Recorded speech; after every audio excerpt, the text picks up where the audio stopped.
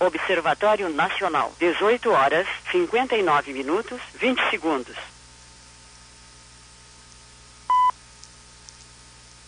Observatório Nacional, 18 horas, 59 minutos, 30 segundos.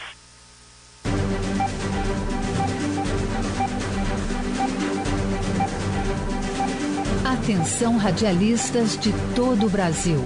É hora de noticiar os fatos que ajudam a construir um novo país. Direto dos estúdios da Empresa Brasil de Comunicação em Brasília, vem aí a Voz do Brasil.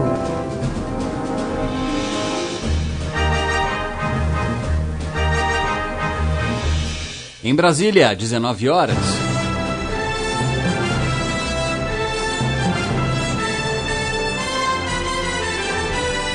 Está no ar a Voz do Brasil. As notícias do governo federal que movimentaram o país no dia de hoje. Olá, boa noite.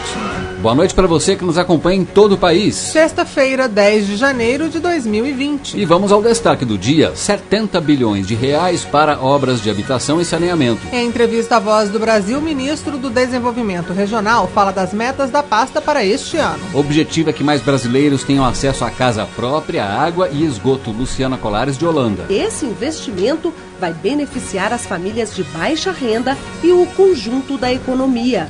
E você também vai ouvir na Voz do Brasil. Mais empregos e renda para o Nordeste. Empreendedores da região vão ter acesso a quase 30 bilhões de reais em financiamentos do Fundo Constitucional do Nordeste. Graziela Mendonça. Recursos para agricultura, indústria, turismo, comércio, serviços e infraestrutura. E a prioridade será para os pequenos negócios da região. Gordura trans com os dias contados. O ingrediente vai ser eliminado dos alimentos industrializados pelos próximos anos.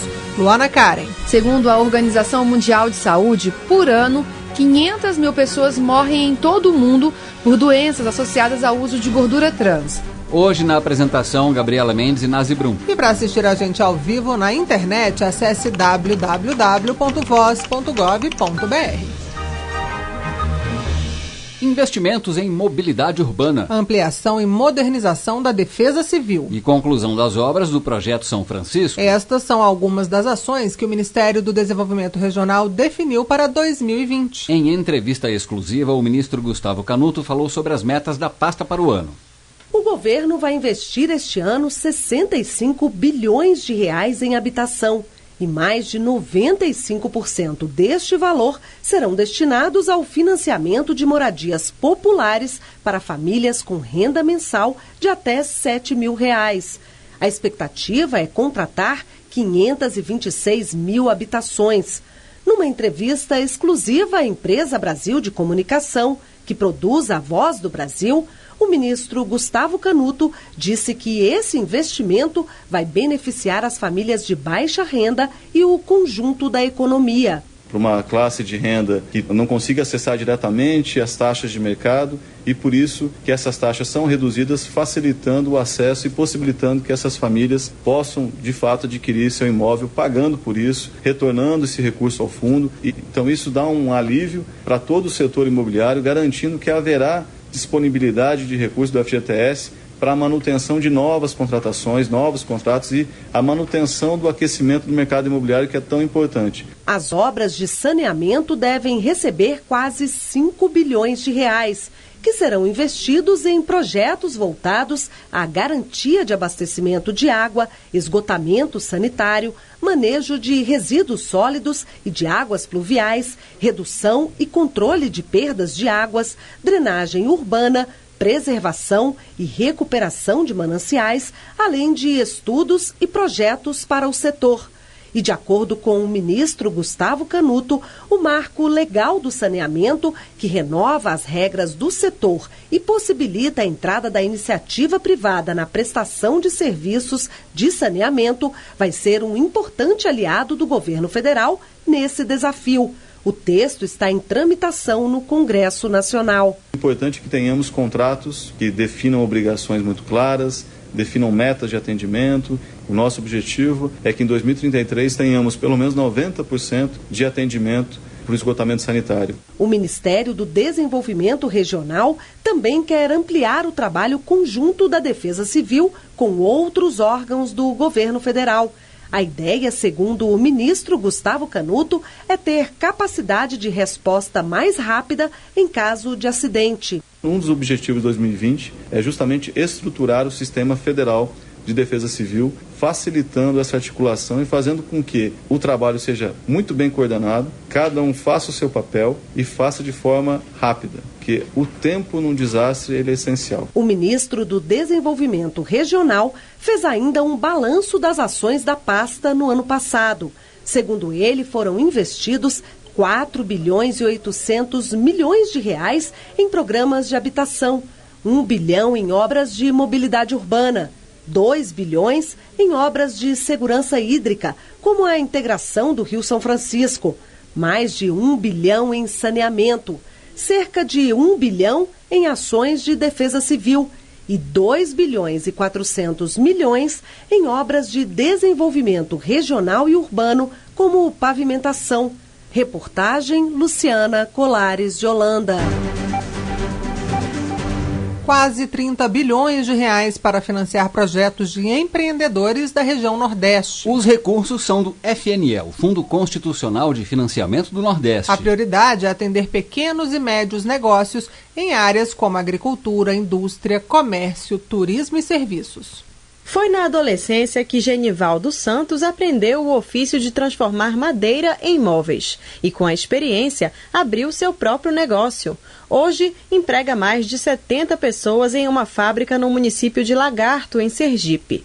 Mas, para chegar até onde está, ele contou com um apoio importante, os recursos do FNE, o Fundo Constitucional de Financiamento do Nordeste. Nos últimos 10 anos, Genivaldo acessou o crédito do Banco do Nordeste diversas vezes, para comprar máquinas e veículos, por exemplo.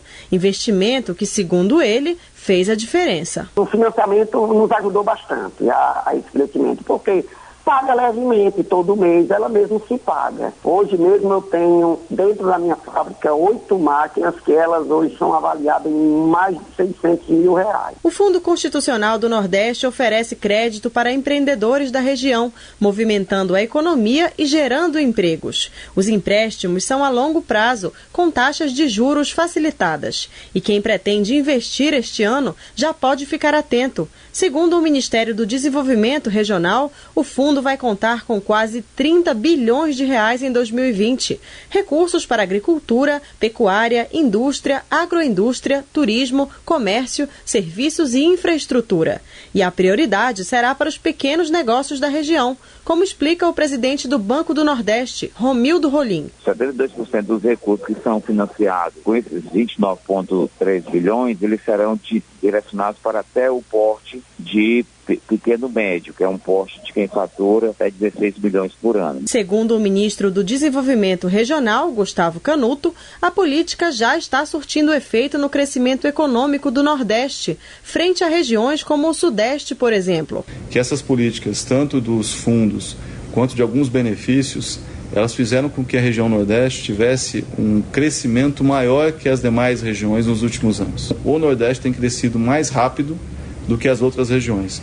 Isso indica que está surtindo efeito. Por isso, esse benefício, esse incentivo para que empresas e pessoas queiram empreender na região Nordeste é um diferencial. O FNE atende os 9 estados do Nordeste, norte de Minas Gerais e o Espírito Santo. Para saber como obter o crédito, acesse www.bnb.gov.br/FNE. O banco também disponibiliza um telefone para informações, que é o 0800 728 3030. Ou então, você pode ir até uma agência da sua cidade. Reportagem Graziela Mendonça. Pessoas que moram e sobrevivem nas ruas contam com atendimento especializado do governo. Nos centros POP, elas têm acesso a serviços como espaço para higiene pessoal, alimentação e guardar pertences. O local também orienta sobre direitos e acesso a programas sociais. Só no ano passado, quase 35 milhões de reais foram repassados para o funcionamento dos centros. Em todo o Brasil, 228 centros POP, Centros de Referência Especializado para Pessoas em Situação de Rua, oferecem ações individuais e coletivas, além de atividades de convívio e socialização para pessoas que moram ou sobrevivem nas ruas. As unidades financiadas pelo governo federal, juntamente com estados e municípios, estão distribuídas em 203 cidades. Dados do Ministério da Cidadania revelam que, por ano, cerca de 400 mil pessoas passam pelos centros POP.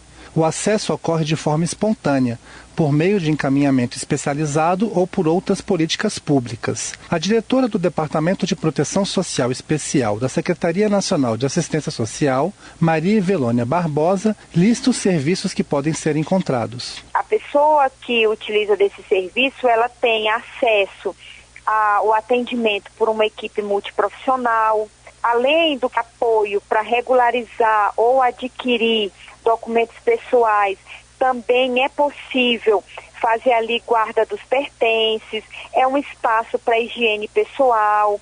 Lá no Centro POP também é possível acessar o serviço de lavanderia, tem acesso à alimentação, também pode ali fazer a inclusão no cadastro único. Na unidade, reforça Evelônia, pode haver o serviço de abordagem social, responsável por mediar o acesso à rede de proteção social, que pode encaminhar o usuário para algum abrigo. Além disso, o endereço do Centro POP pode ser usado como referência para documentos ou para inserção no cadastro único para programas sociais. Elas têm que apresentar algum documento, mas também é importante ressaltar que a falta dessa documentação não impede a realização do atendimento.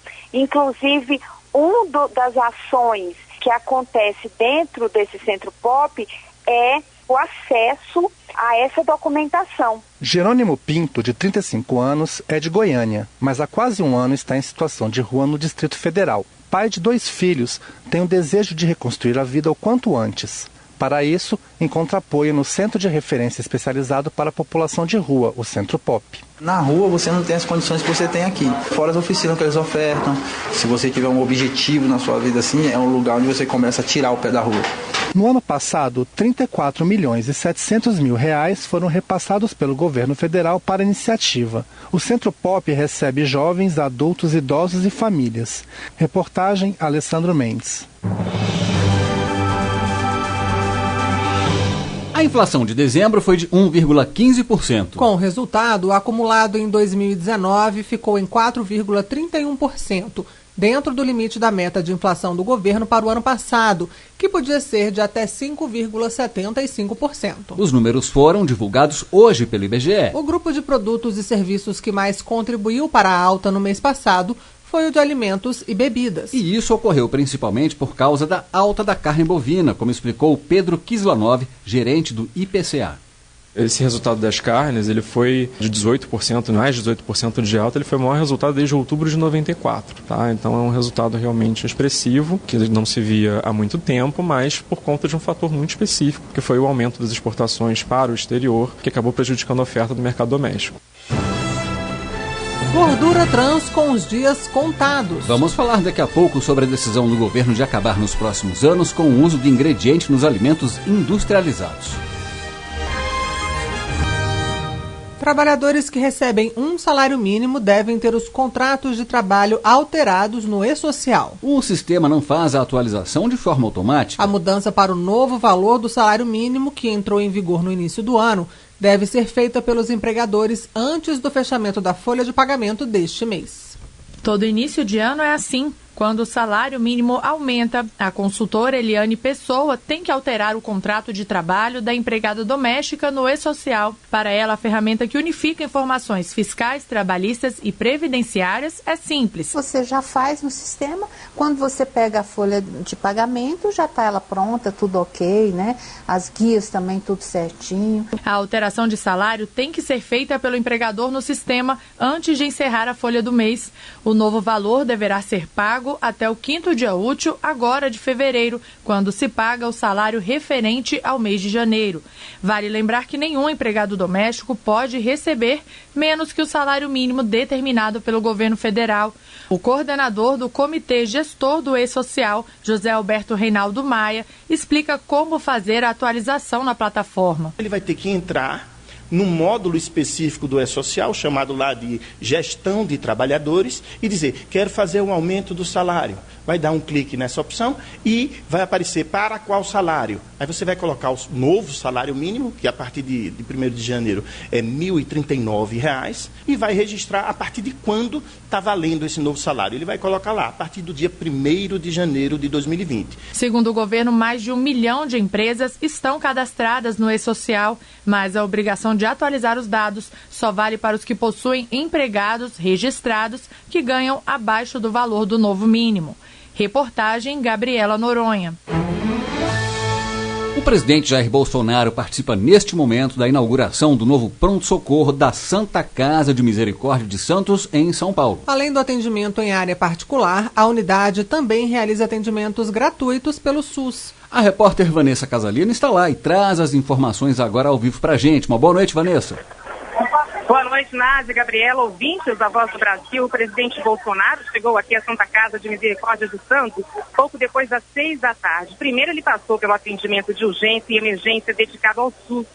Segundo dados do Ministério da Saúde, entre 2016 e 2019, foram registrados quase 1.500.000 procedimentos ambulatoriais e mais de 45.000 procedimentos de internação hospitalar pelo Sistema Público de Saúde.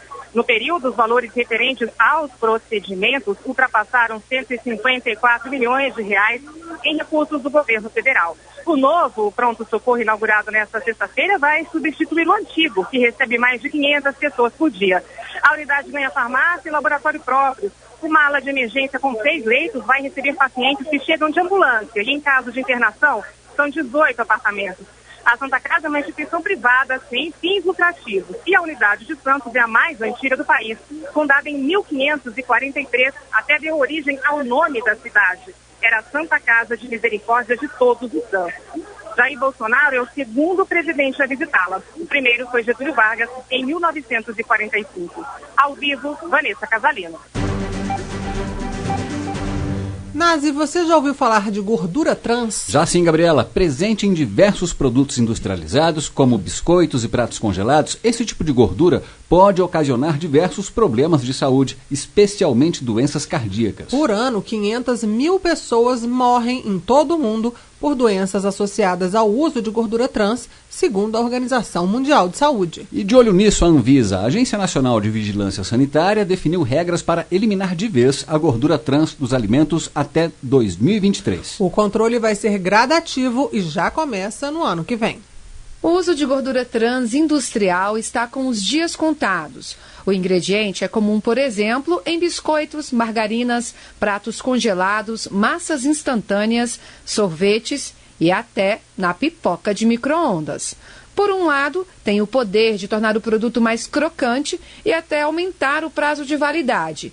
Mas, por outro, traz diversas complicações à saúde da população, como explica a gerente geral de alimentos da Anvisa, Thalita Lima. Ela surgiu como uma solução, né, achando que era uma coisa inovadora, que ia ajudar na indústria de alimentos, mas a gente começou a ter muitas evidências científicas mostrando que existiam preocupações com o consumo dessa substância. Então, ela está principalmente relacionada a problemas de doenças do coração. Ela desencadeia várias doenças coronarianas, infarto e até a mortalidade por causa dessas doenças. Então, realmente não tem nível seguro para a gente consumir a gordura trans, ela também não tem nenhum benefício para a saúde. De acordo com a resolução da Anvisa, em 2021, as indústrias de alimentos vão ser obrigadas a cumprir o limite de 2% de gordura trans sobre o teor de gordura total do alimento. O limite também valerá para os óleos refinados. E a partir de 1º de janeiro de 2023, o ingrediente gordura parcialmente hidrogenada, principal fonte da gordura trans, será proibido no país. Enquanto o ingrediente não é banido da indústria de alimentos, a nutricionista Luísa Torquato, assessora técnica do Conselho Federal de Nutricionistas, explica o que o consumidor pode fazer para evitar consumir gordura trans. A principal forma de identificar se o alimento tem ou não gordura trans é olhar a lista de ingredientes. Tentar identificar se o alimento tem gordura vegetal parcialmente hidrogenada, gordura hidrogenada, que é um indicativo e é um sinal de que esse alimento tem gordura trans. Não só a leitura dos rótulos, mas a gente desembalar menos e descascar mais. Preferir utilizar alimentos in natura e minimamente processados. Segundo a Organização Mundial de Saúde, por ano, 500 mil pessoas morrem em todo o mundo por doenças associadas ao uso de gordura trans. No Brasil, estima-se que, em 2010, o consumo excessivo de gordura trans foi responsável por mais de 18.500 mortes por doenças do coração, 11,5% do total de óbitos por essa causa no país. Reportagem Luana Karen.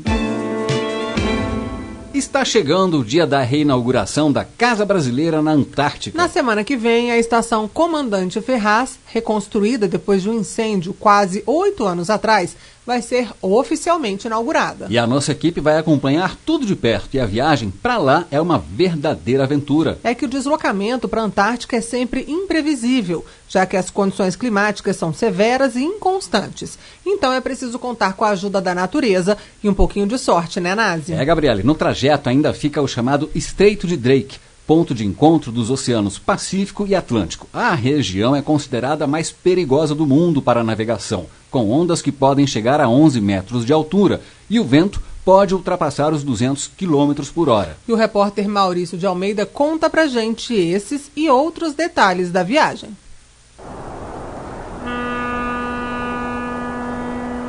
A viagem rumo à Antártica começou em Punta Arenas, a cidade chilena que fica no extremo sul do continente sul-americano, que serve de base para os navios que partem em direção ao continente gelado. Nesse local do planeta, qualquer tipo de deslocamento é extremamente complicado, porque é preciso atravessar o Estreito de Drake, ponto de encontro dos oceanos Pacífico e Atlântico. A região é considerada a mais perigosa do mundo para a navegação. As ondas podem chegar a 11 metros de altura, como explica o capitão-tenente Bruno Charlier, que é o navegador do navio. Essa navegação ela envolve todo um trabalho de planejamento. A gente faz briefings meteorológicos diários e avalia as melhores condições e a melhor janela para se atravessar o Drake. O Drake ele é conhecido por ser o mar mais revolto do mundo. Então é um mar que tem que ser muito respeitado. Nos primeiros 2 dias, a viagem foi bem calma. O navio deixou Punta Arenas e seguiu pelo Estreito de Magalhães, passando pelos canais chilenos, uma região cercada por ilhas que evitam a entrada das fortes marés do Drake. A calmaria dos canais chilenos permitiu que nossa equipe andasse tranquilamente pelo navio e conhecesse a rotina do almirante Maximiano. A embarcação é uma espécie de cidade flutuante, com estoque de combustível e alimentos para navegar durante 50 dias. O almirante Maximiano é utilizado para transportar pesquisadores brasileiros que desenvolvem estudos na Antártica e militares que trabalham na estação Comandante Ferraz. Vitor Pimentel, que é o chefe de operações do navio, diz que a Marinha oferece todo o apoio logístico para os cientistas. Sejam dados meteorológicos que a gente coleta com a nossa estação meteorológica automática ou com as nossas observações nos horários.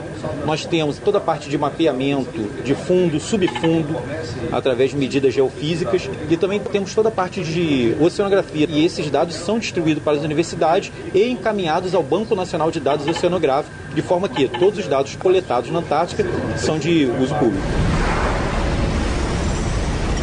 Quando nos aproximamos do Drake, a previsão da meteorologia indicou que as ondas ultrapassavam 6 metros de altura.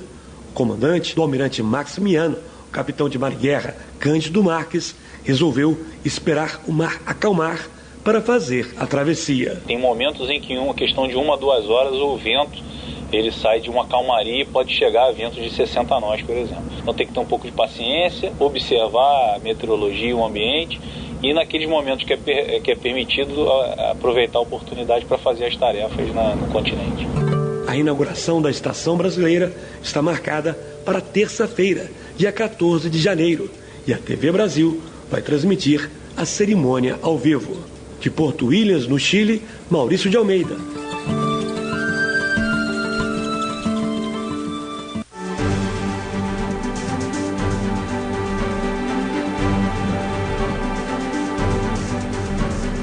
O Ministério da Agricultura interditou a fábrica de cerveja que pode ter causado a síndrome responsável pela morte de um homem em Belo Horizonte. Outras 6 pessoas foram atingidas pela síndrome. Segundo o Ministério, o fechamento é preventivo por causa do risco iminente à saúde pública. Além disso, mais de 16 mil litros de cerveja foram apreendidos de forma cautelar. E também foi determinada a apreensão de cervejas da marca que ainda estão no mercado. Auditores agropecuários federais continuam apurando as circunstâncias em que ocorreu a contaminação em lotes de cerveja produzidos na fábrica fechada hoje. E essas foram as notícias do governo federal. Uma realização da Secretaria Especial de Comunicação Social da Presidência da República. Com produção da Empresa Brasil de Comunicação. Fique agora com as notícias do Poder Judiciário do Congresso Nacional. Uma boa noite, um bom fim de semana. Boa noite para você e até segunda.